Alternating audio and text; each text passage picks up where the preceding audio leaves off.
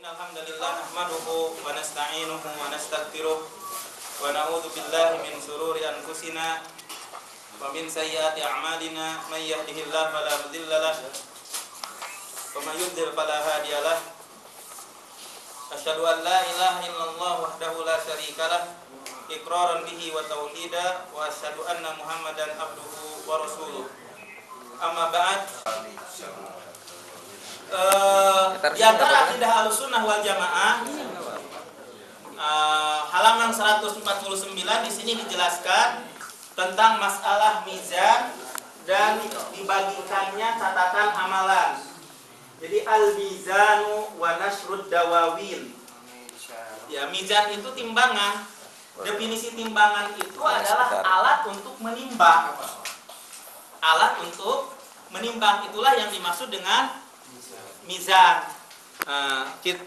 Akidah Ahlussunnah wal Jamaah mempercayai apa yang diberitahukan oleh Allah dan Rasulnya, bahwa nanti di hari kiamat itu akan ada timbangan, dan mizan ini adalah alat timbangan. Sedangkan menurut itu secara lugah. Adapun secara istilah yang dimaksud dengan mizan itu adalah bahwasanya Allah Subhanahu wa taala pada hari kiamat akan menimbang amalan seorang hamba. Wa nasrud dawawin, dan akan dibagikan catatan amalan. Nanti di hari kiamat itu akan dibagikan catatan amalan. Nah, Ahlussunnah wal Jamaah mempercayai dan menetapkan bahwasanya nanti pada hari kiamat itu setelah dikumpulkan di padang mahsyar itu akan ditimbang dan akan dibagikan catatan amalan. Ya, jadi awalan al-mizan. Al-mizan itu sebagaimana yang sudah kita jelaskan tadi, secara bahasa adalah alat timbangan, secara syar'i adalah timbangan nanti di hari kiamat yang memiliki dua anak panah, dua anak timbangan, dan ada lisannya. Yang zaman dahulu itu timbangan kayak begitu, ada dua anak panah. Hakiki nanti itu seperti itu. Ya. Nusbituhu kama warad. Kami menetapkan mizan itu sebagaimana yang terdapat di dalam Al-Quran, As-Sunnah, dan ijma' ulama salaf. Kesepakatan ulama salaf. Wa anau mizanun hissi lahu kiffah. Bahwasanya timbangan atau alat timbangan nanti itu nyata, kelihatan, ya, yang mempunyai anak panah. Wa annal wazna yakunu birrajih wal marjuh. Bahwasanya yang akan maka timbangan itu untuk menimbang mana yang berat dan mana yang ringan. Jadi alat timbangan nanti itu di hari kiamat itu untuk menimbang mana timbangan yang berat, mana timbangan yang ringan. Terus ada pertanyaan, apakah mizan itu satu atau berbilang? Timbangan itu, alat timbangan itu satu atau berbilang? Hal huwa mizanun wahid au iddatu mawazin? Apakah timbangan itu satu timbangan ataukah banyak timbangan? Jawabannya semuanya boleh. Kullu dzalika zaid. Sesuai dengan Al-Qur'an dan As-Sunnah, semuanya adalah boleh. Dalam suatu hadis Rasulullah, mizan, satu mizan. Di dalam Al-Quran, mawazin, wa nadha'ul mawazin. Kita tetapkan. Tapi perbedaannya di sisi mana? Kalau dengan satu mizan itu namanya dengan jenis. Kalau dengan mawazin itu adalah yang dengan yang ditimbangnya. Jadi maksudnya itu artinya bahwasanya para ulama memberikan penjelasan, nanti di sini juga akan dijelaskan kullu dzalika zaid, semua itu adalah boleh.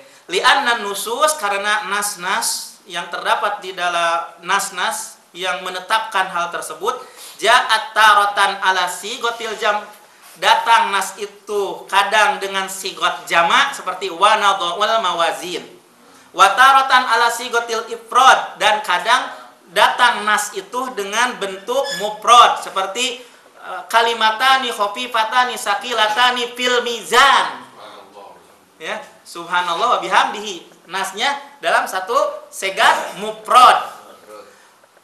Nah, penjelasannya fa imma an yakuna mizanan wahidan li jami'il afrad wal umam. Kadang mizan itu satu untuk semua individu dan umat. Wa imma an yakunal mizan muta'addidan. Kadangkala timbangan itu adalah berbilang sesuai dengan umat dan individu. Wallahu a'lam. Jadi boleh dua-duanya. Jadi bisa mizan dengan satu segat mufrad, bisa dengan jama' sesuai dengan nas yang terdapat di dalam Al-Qur'an. Adapun mufrad dalam hadis ditinjau dari sisi jenis. Adapun yang terdapat di dalam Al-Qur'an dengan jama' itu ditinjau dari sisi yang ditimbang. Jadi kedua-duanya jadinya boleh. Jadi kedua-duanya boleh mufrad, boleh jama' begitu. Ya. Nah, terus ada pertanyaan, yang ditimbang nanti di hari kiamat itu apa? Yang ditimbang pada hari kiamat itu amalan seseorang. Itu yang akan ditimbang. Nanti dibalikan di hari kiamat oleh Allah berbentuk badan. Amalan itu berbentuk jasad. Seorang laki-laki yang gemuk begitu. Jadi berbentuk jasad. Ya, berbentuk jasad begitu. Amalan itu. Allah Subhanahu wa taala berfirman, "Faman saqulat mawazinuhu faulaika humul muflihun."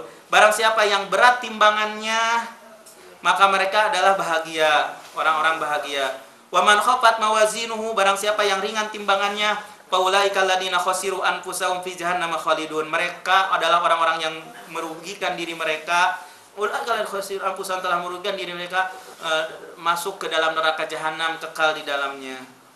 Mereka kekal di dalam neraka jahanam.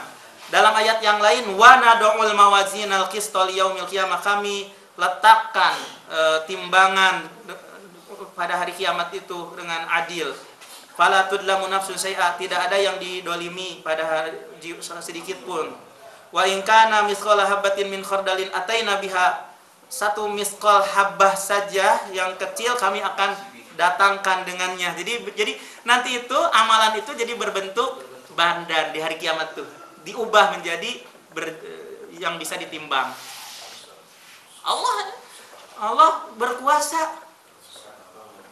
Wallahu ala kulli syai'in qadir wa kafa bina hasibin, ya kan?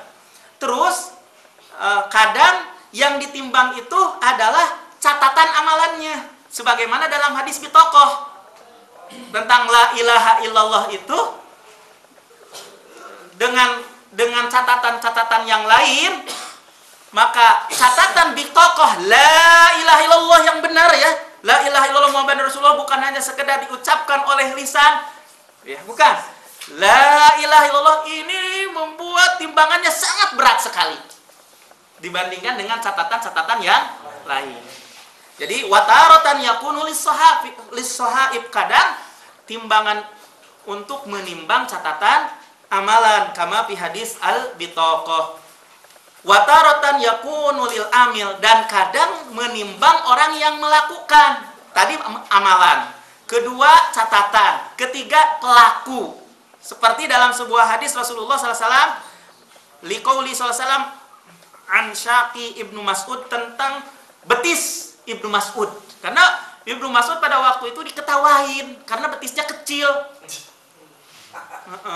Lalu Rasulullah mengatakan, lahuma fil mizani asqalu min ahad. Dua betisnya Ibnu Mas'ud itu di dalam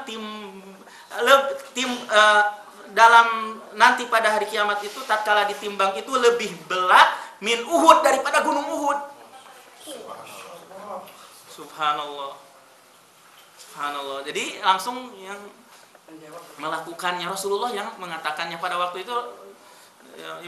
Ibnu Mas'ud ahli tafsir, Ibnu Mas'ud itu.